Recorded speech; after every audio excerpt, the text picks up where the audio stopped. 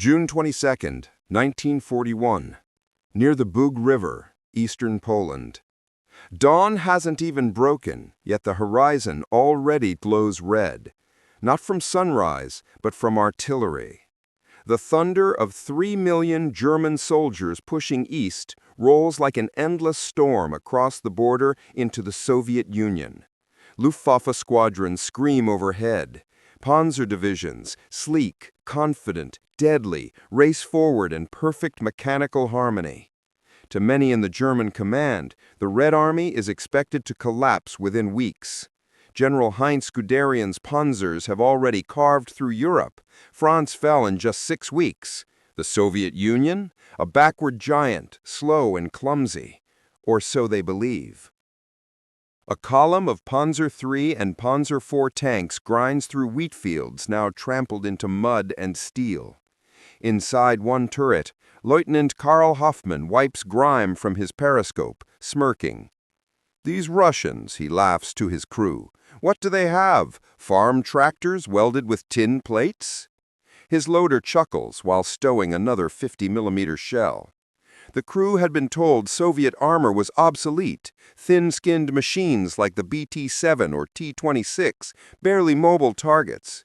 But on this first morning of the invasion, something feels off. Smoke drifts like a shroud over a shattered Soviet defensive line. Bodies and abandoned vehicles litter the ground. Infantry scatter into the forests. German tanks press on with relentless speed. Then, a low rumble, something moving through the haze.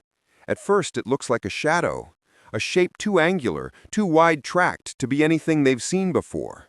The silhouette moves again, closer, and sunlight flashes off armor that slopes backward like a steel wedge. Hoffmann adjusts his scope. His smile vanishes. What in God's name is that? The Soviet machine crests a small ridge, broad, menacing, its 72.6mm gun pointed directly at the lead panzer. Its tracks, wide as shovels, plow through mud without slowing. The armor seems impossibly thick. The radio erupts with shouts. "Unknown tank! Unknown tank! Target is not a BT! Fire! Fire! Take it out!" A Panzer III fires first. Its shell clangs off the slope like a thrown pebble. Another round hits. Sparks. No penetration. The German officers stare in disbelief. That should have killed it. The Soviet tank stops. Its turret rotates. The crew inside speak calmly. They're told German shells will ricochet. Boom! The Soviet round punches through the lead panzer like cardboard, igniting ammunition inside. Flames erupt from hatches. The turret lifts slightly from the blast. Screams echo over the radios. Panic spreads. Another German crew tries flanking for a side shot, but the giant pivots fast, too fast for something this large. Its speed shocks them. It wasn't just heavily armored, it was maneuverable. Hoffmann's commander slams his fist into the metal wall. "This thing is a monster!" One more shell from the Soviet gun, another German tank explodes. The battlefield falls silent except for crackling fires and the grinding approach of the unknown beast. Soviet infantry rise from trenches, emboldened. A Red Army lieutenant stands atop the steel titan, waving his men forward. This is the machine Stalin has kept hidden, built in far-off factories using endless Soviet steel and labor. The T-34, a weapon the Germans never prepared for. A tank so advanced it looks like it came from the future. Hoffmann's gunner fires again desperately. The shell dents the armor, nothing more. The T-34's turret snaps toward them. Inside the German turret, fear finally replaces arrogance. "Reverse! Reverse! Get us out of here!" The Panzer grinds backward, tracks slipping, engine screaming. The T-34 fires. Darkness. All across the vast Eastern Front that summer, German radio operators scrambled to report the same terrifying discovery. "We have encountered a new Soviet tank, heavily armored, sloped, fast. Our guns cannot destroy it." The high command refuses to believe it at first. German engineering is supposed to be unmatched. Their panzers are the pride of the Reich. But the wreckage now burning across the wheat fields tells another story. Their confidence has shattered. Their enemy has teeth. And this was only the beginning. Late June 1941. A captured Soviet defensive position near Minsk. The air reeks of burnt fuel. Wounded soldiers moan as medics drag them past heaps of scorched German armor. On the outskirts of the battlefield, General Heinz Guderian stands silently beside the blackened carcass of a Panzer III. His usually sharp eyes are narrowed in disbelief. He runs his gloved hand across a twisted hull plate with a fist-sized entry hole. This shouldn't be possible. His staff officers gather around a hulking, wrecked Soviet machine recently dragged from the field. Wide tracks, angled armor, a brutal, practical shape. No frills, no fancy finishes. Pure efficiency. The soldiers who towed it in whisper a name with resentment. Tredzat Chetria. The T-34. A technical officer steps up, voice trembling. General, our shells bounce unless we hit the sides at close range. Even then... He doesn't finish the sentence. The hole in the panzer already said enough. One officer tries humor to cut the tension. Looks like the Russians stole one of our future prototypes. No one laughs. Farther east, as Operation Barbarossa surges deeper into Soviet territory, German infantry stumble across burned-out encampments and abandoned factories. But every day, more T-34s appear, on roads, in swamps, bursting out of forests like steel predators lying in wait. Soviet commanders adapt quickly, strike fast, hit flanks, disappear before counterfire comes. And while German armor bogs down in thick mud, the T-34's wide tracks glide across the muck like it's solid ground. Radio conversations grow increasingly desperate. Our guns are useless. We need air support every time one appears. They're everywhere. This wasn't supposed to happen. German intelligence had failed them. Guderian drafts the first urgent report to Berlin. A completely new Russian tank has appeared, a decisive factor in armored warfare. When the message reaches Hitler and OKH leadership, the reaction is disbelief. How did the Soviets build something superior to the Panzer? Impossible. Their industry is primitive. But frontline commanders keep sending wreckage and body counts. The truth is undeniable. German tanks were no longer the hunters. They were the hunted. Meanwhile, at a forward German command post, Hoffmann, the young tanker who survived the early encounter, sits alone on an ammo crate. His uniform is scorched. His ears ring from explosions still echoing in memory. Every time he closes his eyes, he sees the impossible angle of that armor. The sparks as shells bounced off harmlessly. The flash of the muzzle before his comrades died. Arrogance once filled his laughter. Now only fear remains. He overhears mechanics arguing over the wrecked T-34 beside them. Steel quality surpasses ours. Look, diesel engine, not gasoline, less fire risk. Christ, their suspension is advanced too. One mechanic finally mutters a phrase none expected to hear. The Russians, they've out-engineered us. Farther east, in Soviet factories relocated beyond German reach, workers labor day and night. The T-34 rolls off assembly lines faster than German crews can destroy them. Where one dies, 3 more take its place. German strategists realize the horrifying truth. They are racing a clock they didn't know was ticking. If they can't design a counter soon, the Eastern Front will swallow them whole. By autumn 1941, snow begins to fall. Blizzards turn the world white and deathly silent. Engines freeze, lubricants clog, tanks stall, except for the T-34. Its diesel roars to life in sub-zero cold. Its tracks chew through drifts like claws. Its heater keeps crews firing when Germans shiver until their fingers turn blue. Soldiers send a bitter joke home. The T-34 fights for the Soviets. Winter fights for them too.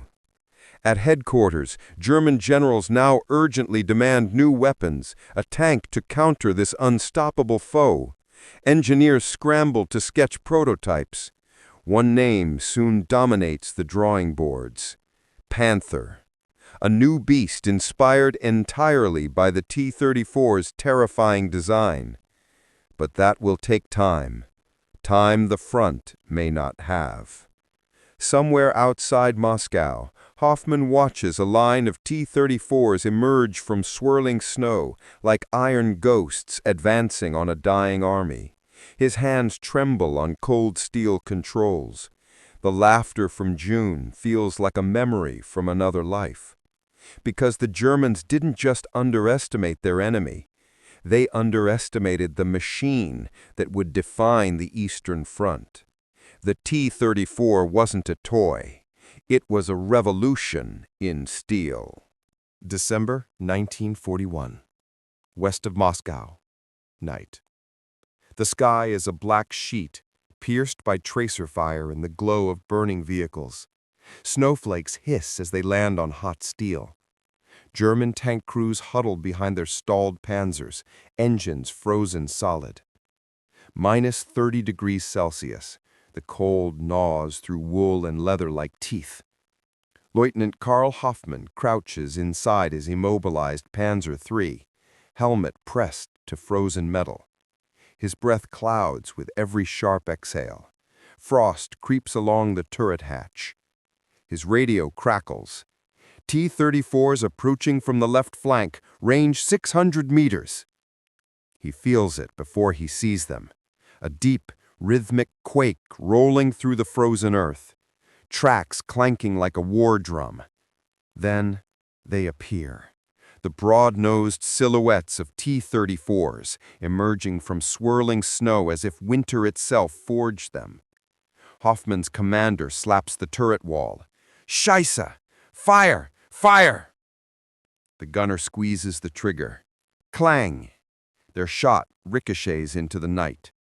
A spark on sloped armor. Nothing more. The T-34 returns fire. The shell detonates into the earth beside them. Snow, dirt, and shrapnel spray like knives. "Pull back. Engine won't start. Try again. Keep trying." Hoffmann slams the starter handle again and again.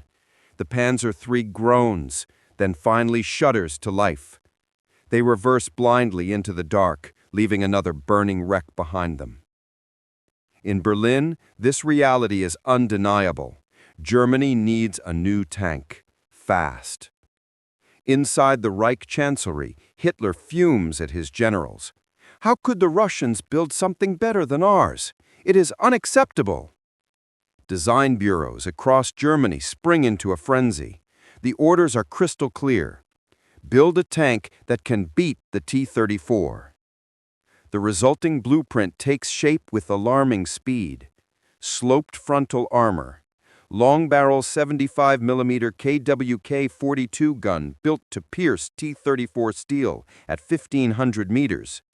Wider tracks for mud and snow. Enhanced suspension for rugged terrain. A panzer redesigned in the image of its enemy. They call it Panzerkampfwagen 5, Panther. But innovation comes at a price, and on the front lines, German crews are paying in blood every single day. Hoffmann smells it everywhere, burning fuel, oil, and flesh. The Soviets launch counterattacks without warning.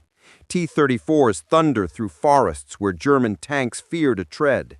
Their turrets traverse so quickly that flanking maneuvers, once a core German strategy, become an act of desperation. German tank commanders rewrite their tactics. Aim for the tracks. Target gun mantlets.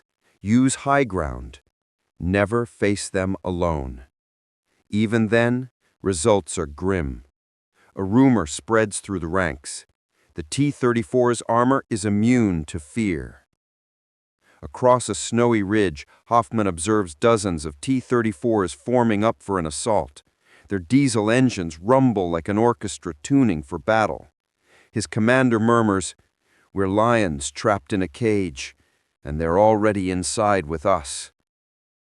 German shells continue to bounce like stones off armor.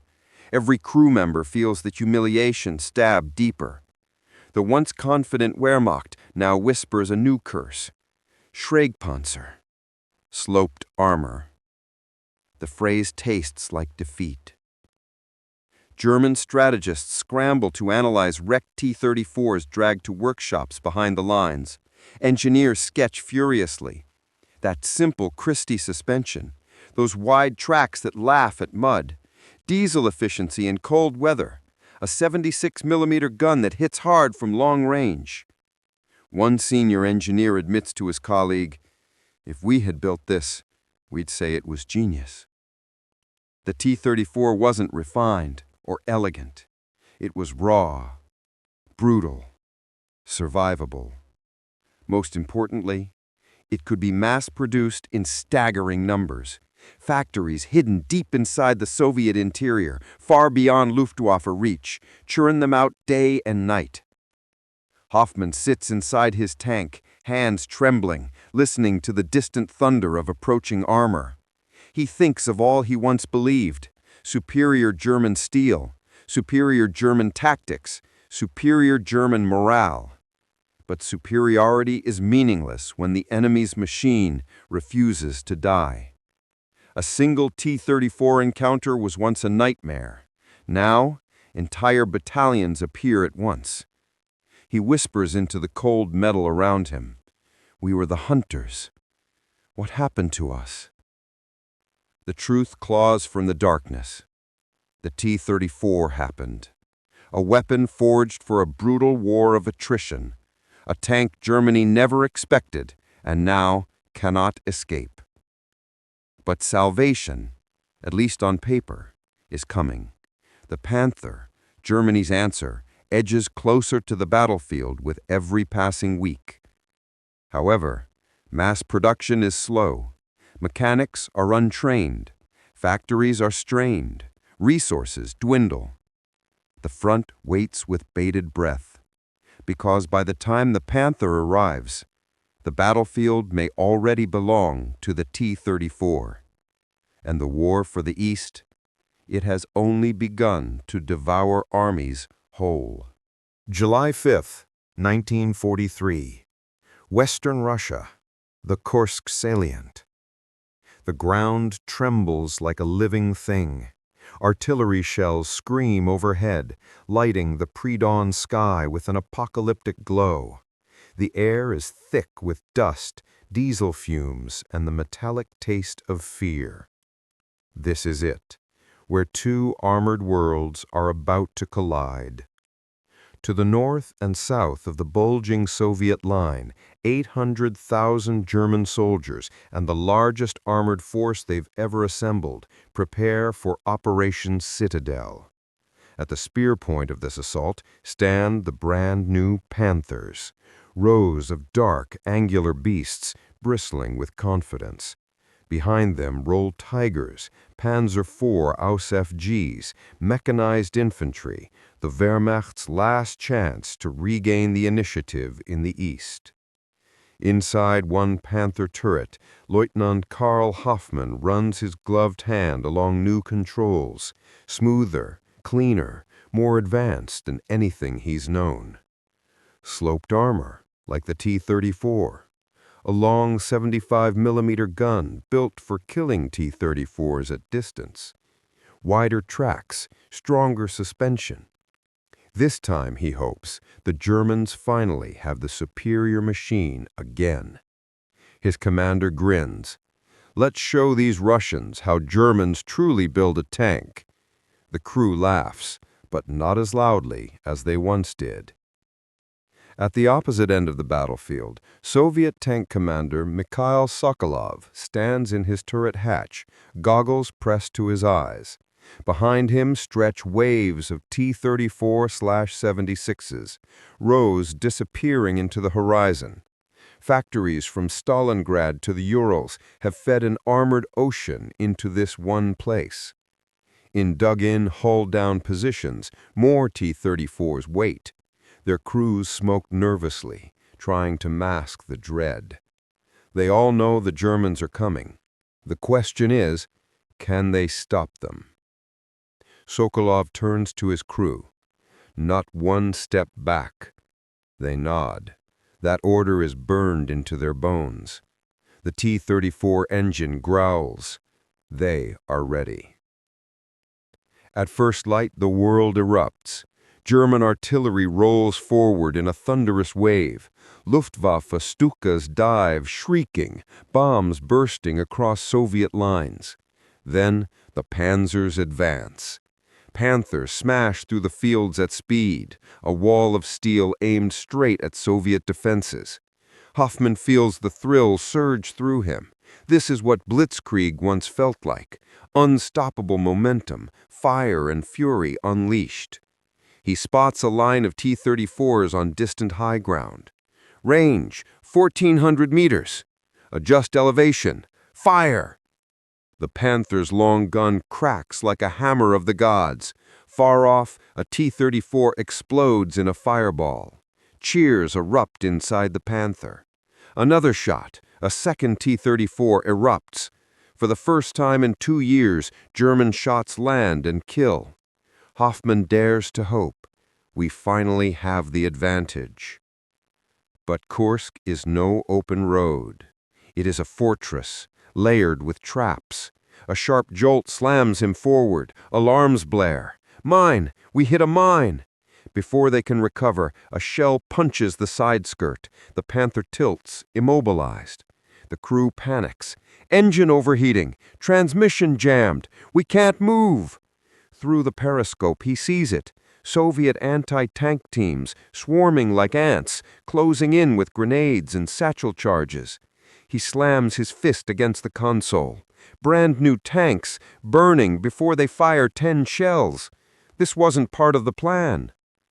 Across the field, Sokolov watches German Panthers stall and choke in smoke. Their sophistication, their complexity becomes their curse. Soviets swarm the crippled machines. Tracks blown apart, engines disabled, Panthers ignited from below. The Red Army has crafted Kursk into a steel trap. Sokolov gives the order. Advance! T-34s surge downhill, closing the distance where their guns can punch through thinner German armor. They pour fire into the smoking panzers. The battlefield becomes a nightmare of twisted steel. Burning Panthers lie in heaps. Tigers struggle to turn in the mud. Panzer IVs retreat in chaos. And still, the T-34s keep coming. Their numbers seem infinite. Amid the wreckage, Hoffmann scrambles from the ruined Panther. Flames lick its engine bay. Bullets snap past him. He dives into a shell crater, gasping, helmet cracked. He looks up and sees a T-34 rumble past. Its armor bears scars, but no hesitation. Its tracks chew through the mud with merciless strength. A red star gleams as it drives over what remains of a Panther. The image sears into his memory. Monsters. They've become the monsters. By the battle's end, nearly 200 Panthers lie destroyed or disabled. German losses are catastrophic. The last great German offensive in the East has failed. The T-34, mocked as crude, cheap, primitive, has outlasted, outfought, and outmaneuvered Germany's finest. What began in 1941 as shock was now a realization. The T-34 isn't just a tank. It's a weapon of national survival. A symbol of a people who will never yield. And as the Soviet tide begins pushing west toward Berlin, German tank crews must face a harsh truth. They laughed at the T-34 once. Now it is burying them. January 1944, near Kyiv, Ukraine. A gray dawn spreads over a landscape scorched by years of war. Snow falls in a quiet curtain, blanketing charred forests and the skeletons of villages. But peace is an illusion. Underneath the calm, an entire army is moving. Engine growls rumble like distant thunder. Hundreds of T-34s, upgraded now to the T-34-85 with a larger turret and a deadly high-velocity 85mm gun, advance in perfect formation. Their commanders, once fearful conscripts, now carry the hardened confidence of men who have pushed the invaders back step by step, mile by mile. Sergeant Mikhail Sokolov wipes fog from his goggles, standing tall in the turret hatch of his new T-34-85. He runs a hand across the thicker turret, a weapon meant to duel tigers and panthers head-on. Behind him, a river of steel stretches to the horizon. "Comrades!" he shouts into the turret. "Today we take back what's ours." The driver revs the engine.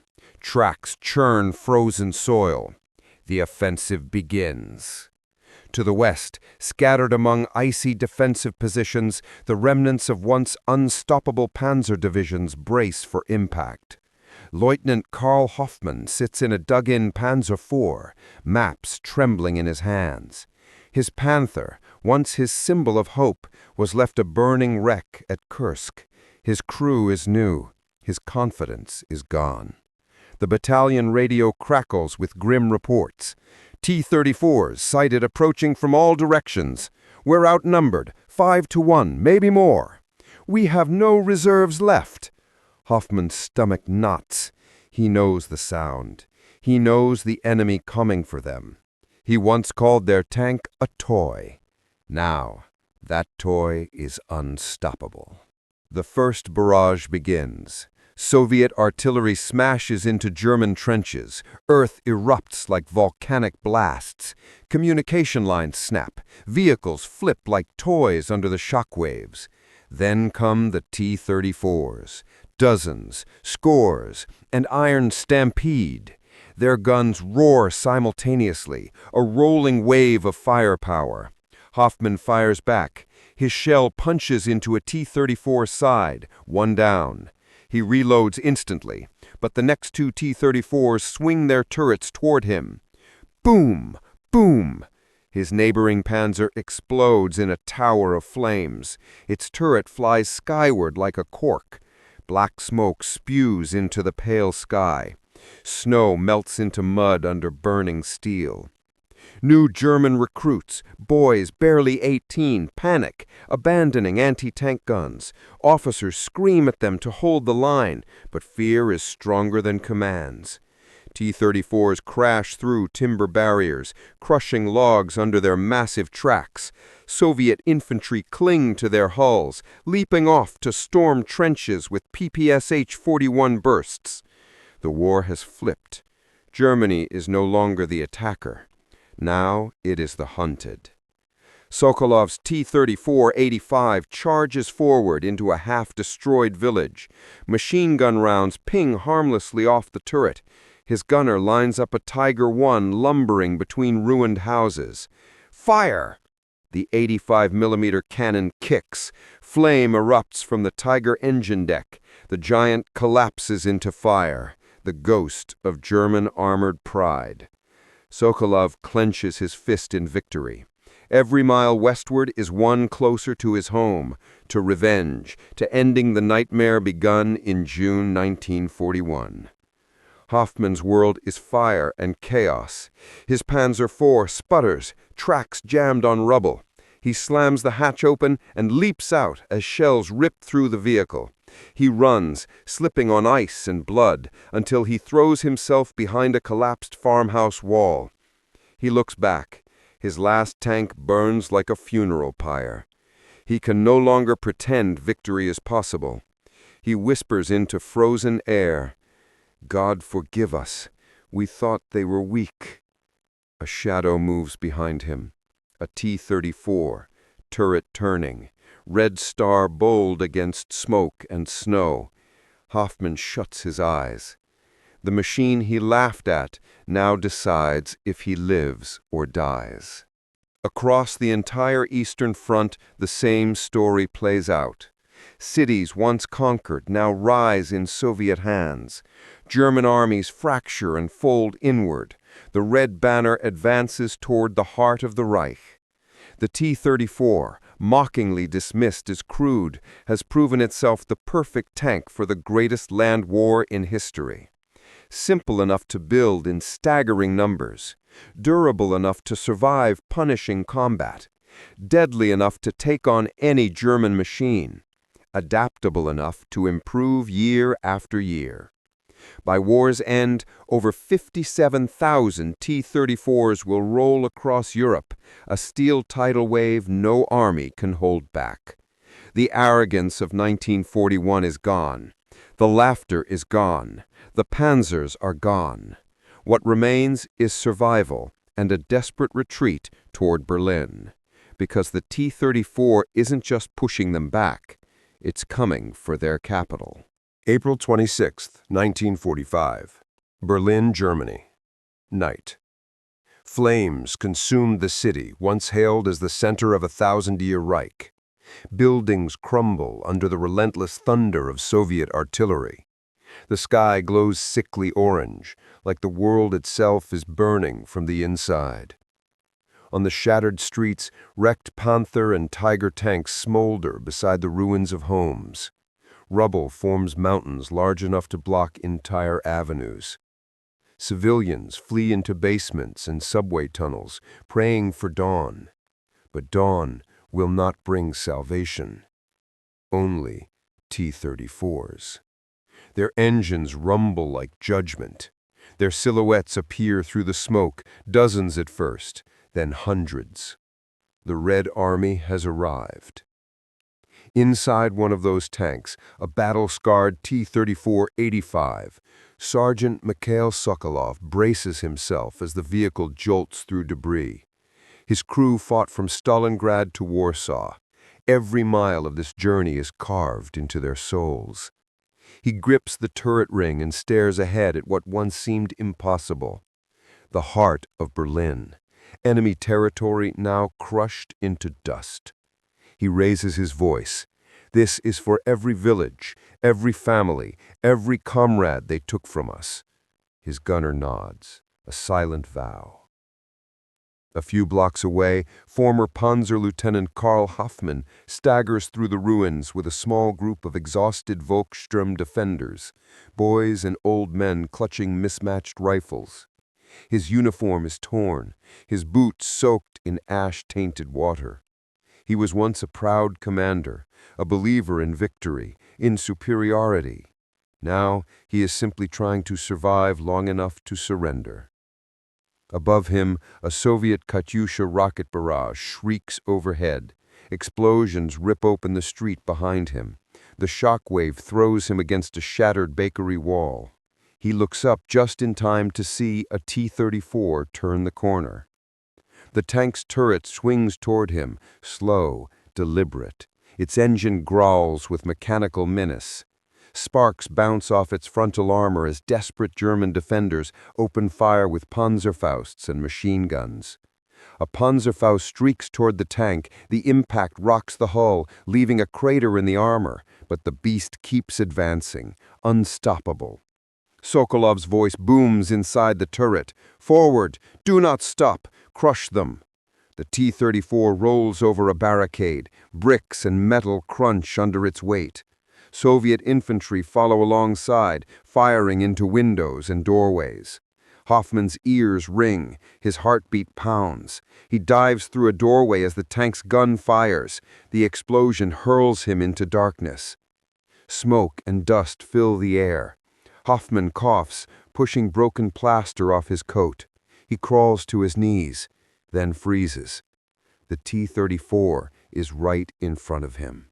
Engine idling. Exhaust churning hot fumes. The barrel of its cannon towers over his head. Hoffman raises his hand slowly. He looks up into Sokolov's eyes, visible through the commander's hatch. 2 men, 2 survivors of a nightmare.